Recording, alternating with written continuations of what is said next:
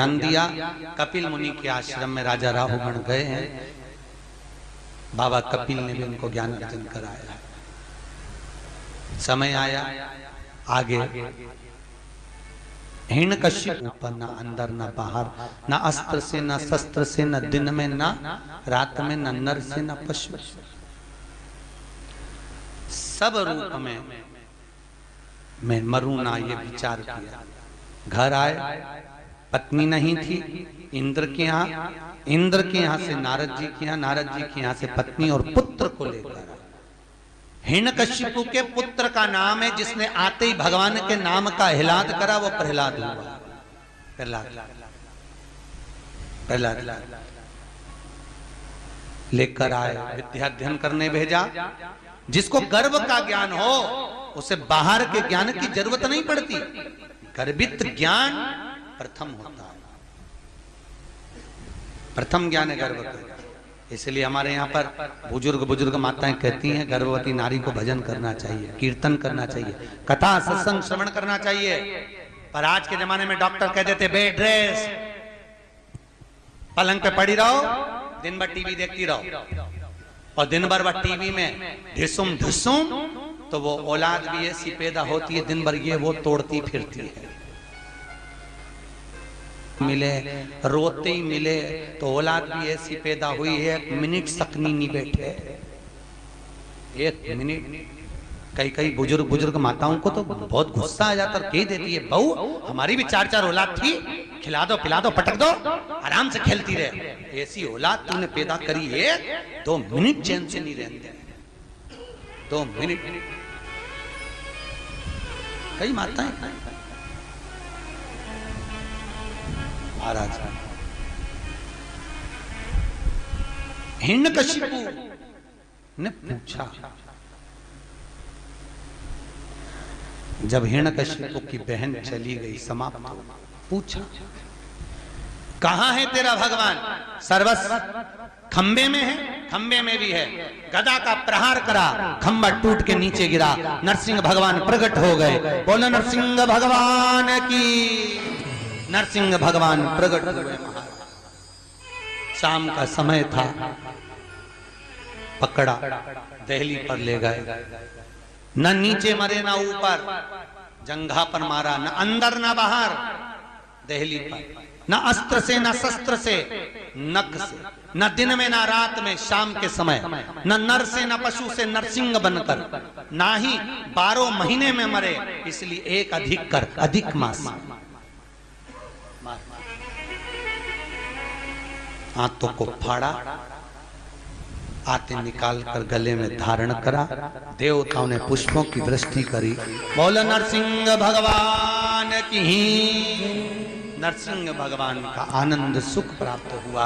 प्रहलाद जी ने स्तुति करी है महाराज, नर हरि नंद लाल भजो नरसिंह गोपाल, नर हरि नंद लाल भजो नरसिंह गोपाल, नर हरि नंद लाल भजो नरसिंह गोपाल, नर हरि नंद लाल भजो नरसिंह गोपाल, भजो नरसिंह गोपाल, भजो नरसिंह गोपाल, भजो नरसिंह गोपाल, भजो नरसिंह गोपाल, नर हरि नंद लाल भजो नरसिंह गोपाल, नर हरि नंद लाल भजो नरसिंह गोपाल, नर हरि नंद लाल भजो नरसिंह गोपाल, नर हरि नंद लाल भजो नरसिंह गोपाल। बोलो नरसिंह भगवान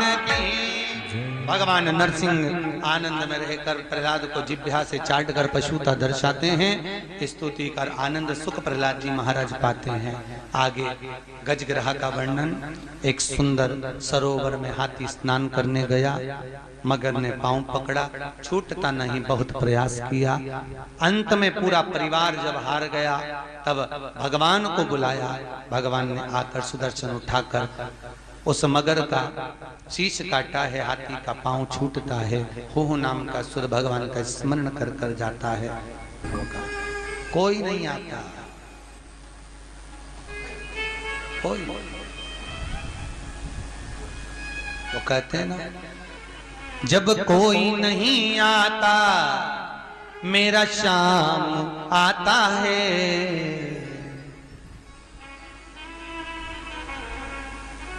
बस एक वही सम्मुख में पहुंच, बाकी का कोई। अच्छा, मरते समय लोगों को फोन करके क्यों बुलाते हैं? आप लोगों को मालूम हो तो जरूर बताओ मुझे।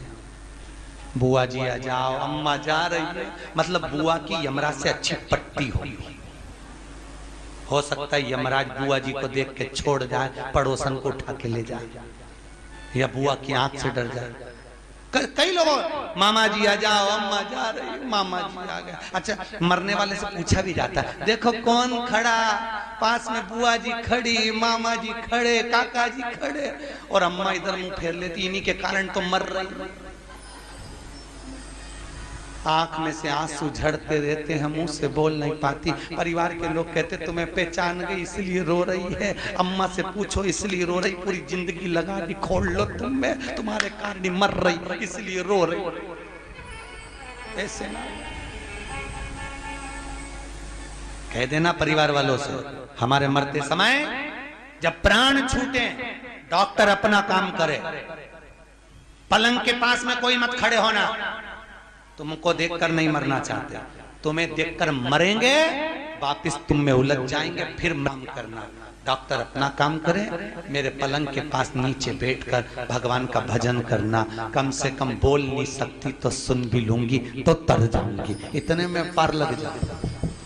भजन चित्त कर, स्मरण करें, भजन करें, बस नाम जप। मुख में हो राम नाम, राम सेवा हाथ में, तू अकेला नाही प्यारे, राम तेरे साथ। अंतिम समय में वो साथ।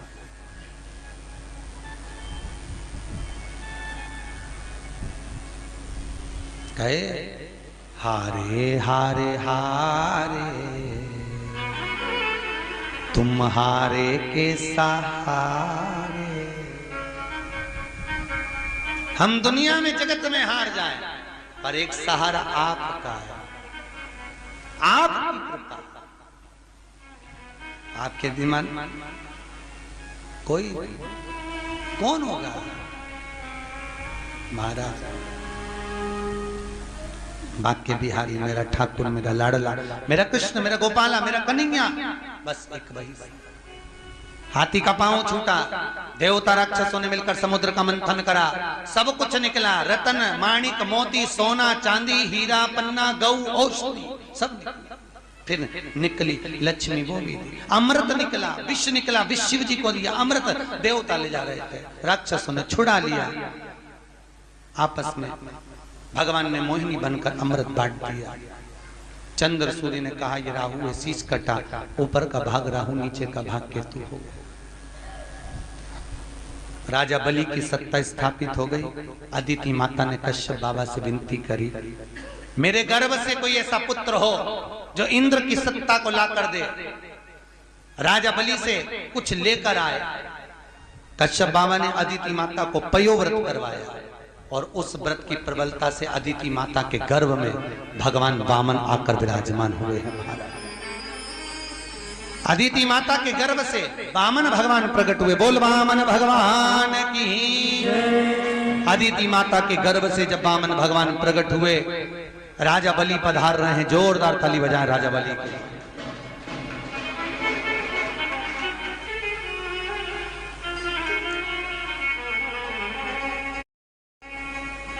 राजा बलि के दरवाजे पर वामन भगवान भिक्षा मांगने के लिए जा रहे हैं।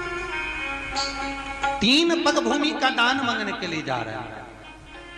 3 जोरदार ताली बजाएं, वामन भगवान पधार रहे हैं। तेरे द्वार खड़ा भगवान, भगत भर दे रे झोली, भगत भर दे रे झोली। तेरे द्वार खड़ा भगवान, भगत भर दे रे झोली, भगत भर दे रे झोली।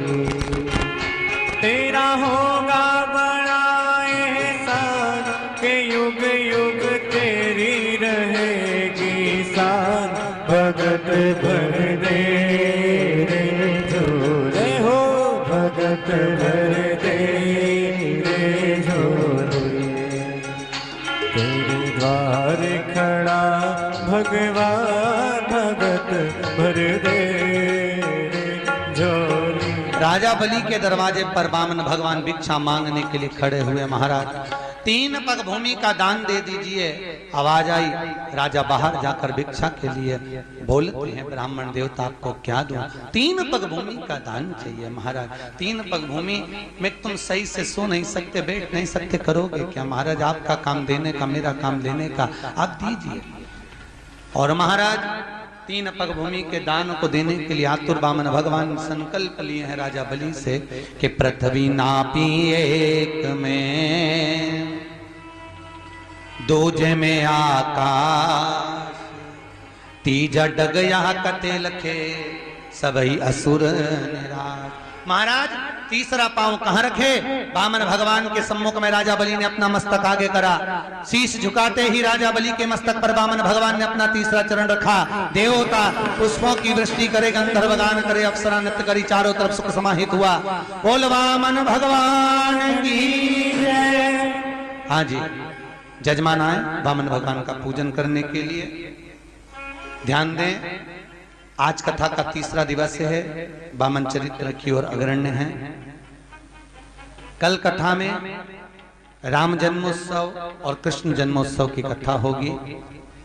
बड़े भाव भक्ति से कल की कथा 10 बजे से चालू होकर ठीक 12:30 बजे तक रहेगा। कितनी बजे तक? जम के बोले 12:30।